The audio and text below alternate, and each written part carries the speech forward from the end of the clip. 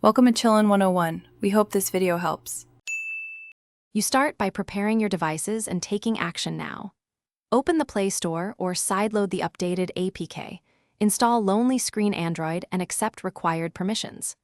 Once done, make sure both your Android device and the receiving computer or TV are on the same Wi-Fi network, because mirroring needs local connectivity.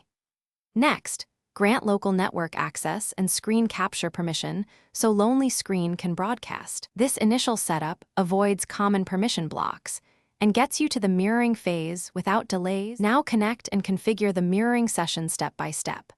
Open the Lonelyscreen Android app and note the device name or QR code it displays, because you will select that exact endpoint from Android cast settings. Swipe down and choose Cast, Smart View, or Screencast depending on your OEM. Pick the Lonelyscreen name and accept on both ends. Once connected, enable audio streaming in the app if you want sound. Make sure to test orientation and resolution. Adjust within Lonelyscreen if picture looks cropped or laggy. Finish by stabilizing the session and handling issues you might hit. If you see lag, close heavy background apps and lower the cast resolution.